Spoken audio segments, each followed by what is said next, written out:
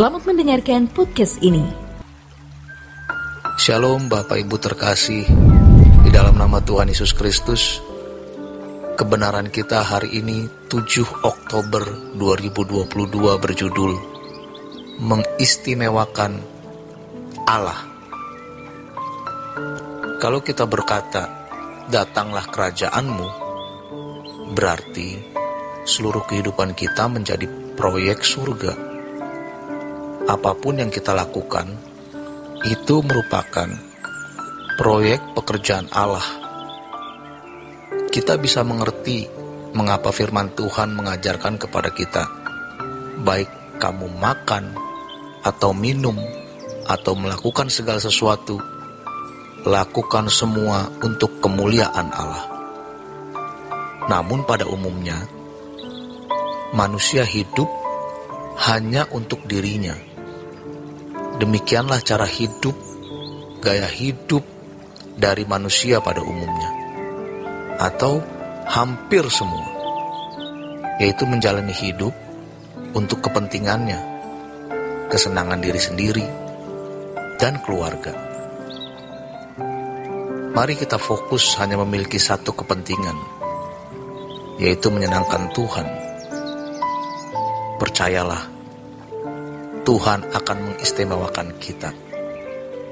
Oleh sebab itu, yang pertama, kita harus menyadari bahwa kita ini umat pilihan. Kita tidak sama dengan manusia lain yang bukan umat pilihan. Kita itu istimewa sekali. Jangan hanya memandang keistimewaan dari sudut perlakuan Allah terhadap kita. Kita pasti diperlakukan Allah istimewa, tapi istimewa kita juga harus dilihat dari aspek bagaimana sikap kita terhadap Allah.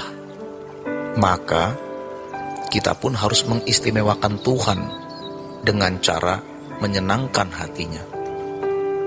Segala sesuatu yang kita lakukan menyenangkan Dia. Allah tidak pernah memberi yang tidak terbaik. Allah sebagai Bapa bekerja dalam segala hal mendatangkan kebaikan bagi kita. Bagaimana sikap kita terhadap Allah yang baik, yang tidak pernah memberikan yang tidak terbaik, yang bekerja untuk mendatangkan kebaikan bagi kita? Apakah kita juga mengistimewakan Dia? Kalau kita mengistimewakan Dia, kita harus sungguh-sungguh menunjukkan seluruh kegiatan kita untuk kerajaan Allah. Allah memiliki rencana keselamatan atas dunia ini. Allah tidak memakai siapa-siapa. Allah hanya memakai umat pilihan. Sebenarnya, ini harus diterima sebagai kehormatan. Jika kita boleh mengambil bagian dalam pekerjaan Allah, Allah semesta alam yang menciptakan langit dan bumi, Allah yang maha besar, sebenarnya bisa tidak memerlukan kita sama sekali. Karena Allah itu maha besar dan sanggup berbuat segala hal. Kalau Allah berkenan melibatkan kita di dalam pekerjaannya, betapa luar biasa. Karenanya, setiap lembar rupiah, setiap tetes keringat kita harus menjadi sesuatu yang berarti untuk pekerjaan Tuhan. Tuhan sebenarnya tidak punya kepentingan, tetapi karena kasih Tuhan yang besar terhadap kita, Ia ingin kita berkeadaan baik-baik. Baik-baik dalam segala hal. Artinya, kita bisa bersekutu dengan Allah dan layak masuk surga. Kalau orang tidak menjadi alat kemuliaan Tuhan, artinya ia menjadi alat kemuliaan yang lain, kemuliaan diri sendiri, atau kemuliaan setan, maka ia tidak layak dibela. Sebagai bapak rumah tangga, kita harus menggerakkan seluruh kehidupan keluarga kita untuk kerajaan Allah. Sebagai ibu rumah tangga, kita pun harus menunjukkan seluruh kegiatan untuk kerajaan Allah. sebagai anak juga harus menunjukkan seluruh kegiatan hidup, sekolah, studi, kuliah, bekerja, berkarir, semua untuk kerajaan Allah, supaya kita dan keluarga kita memiliki tempat di dalam pekerjaan Tuhan, di dalam kerajaan Allah. Jangan berpikir dengan memiliki prinsip hidup seperti ini, kita kurang bahagia atau kurang senang. Jika kita lakukan, maka kehidupan kita akan berlanjut di kekekalan. Kehidupan kita dalam komunitas keluarga akan berlanjut di kekekalan.